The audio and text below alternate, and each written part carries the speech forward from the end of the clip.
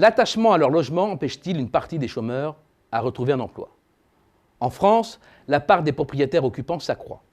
58% des ménages environ aujourd'hui sont propriétaires de leur résidence principale. C'est 5 points de plus qu'en 1985. Or, c'est un fait bien établi, les propriétaires occupants sont beaucoup moins mobiles que les locataires. Mesuré à travers la notion du taux de rotation, c'est-à-dire le rapport entre le nombre de logements ayant changé de main entre deux dates et le parc existant, la mobilité s'établit en France actuellement à 7,3%. Mais c'est le grand écart entre les locataires où il atteint près de 18% dans le parc locatif privé, 9% dans le parc locatif social et 3% seulement pour les propriétaires. Bien entendu, la relation de cause à effet demande à être relativisée. Le taux de mobilité tend à décroître avec l'âge. Or, les propriétaires sont en moyenne plus âgés que les locataires, ce qui explique une partie de l'écart. De même, la décision de devenir propriétaire, tout comme les moyens de financement accordés par les banques pour le devenir, dépendent notamment de la stabilité professionnelle et familiale anticipée. Malgré tout, les travaux d'Andrew Oswald de 1996, puis d'autres économistes ensuite, tendent à montrer que ce lien est significatif. Une hausse de 10 points du taux de propriétaires accroîtrait d'environ 2 points le taux de chômage.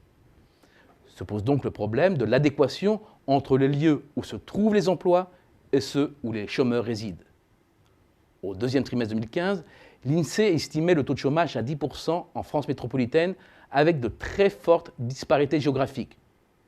Le taux de chômage approche ou dépasse les 15% dans le nord ou sur le pourtour méditerranéen, à l'opposé en Île-de-France, autour de Lyon, sur son flanc est et sur une partie du centre, il voisine plutôt les 8%.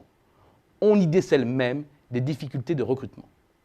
Alors, y a-t-il un lien avec la carte de France des propriétaires? Cela n'a rien d'évident. La fracture est ici plutôt est-ouest. Au premier abord, l'influence du statut d'occupation du logement sur la mobilité et ses conséquences sur le marché de l'emploi ne saute pas aux yeux. Mais il faut aller plus loin. Il faut aussi intégrer l'importance du secteur social.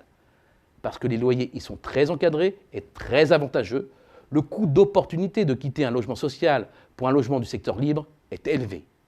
Or, historiquement, le parc social est dense dans le nord-est du pays, comme le Nord-Pas-de-Calais, la Picardie ou la Champagne-Ardenne. Quitter son HLM pour répondre à une offre d'emploi située dans une zone qui en est dépourvue ou dans laquelle la file d'attente est trop longue limite le gain à accepter un nouvel emploi. Mais il faut encore ajouter un élément, les prix de l'immobilier. La carte de France des prix est éclairante. C'est dans le nord-est, le centre et le sud, hors département côtier, que les prix au mètre carré sont les plus bas, ce qui rend cette carte finalement assez proche de celle du taux de chômage. Il faudrait certes affiner encore l'analyse, car la présence d'une grande capitale régionale, comme Lille dans le nord, ou Strasbourg dans le Bas-Rhin, biaise en partie les données. Partir d'une zone où les prix sont bas et le marché grippé pour répondre à une opportunité professionnelle dans une région où les prix sont élevés demande d'accepter une dégradation parfois trop importante de ses conditions de vie. Habitat plus petit, temps de transport plus long. La mobilité résidentielle dépend de 3 facteurs clés: du taux de propriétaires, de l'échelle des écarts de prix de l'immobilier entre régions et de l'importance du parc social. Force est de constater alors que lorsqu'on prend en compte ces 3 éléments, il existe bien une France piégée dans le sous-emploi.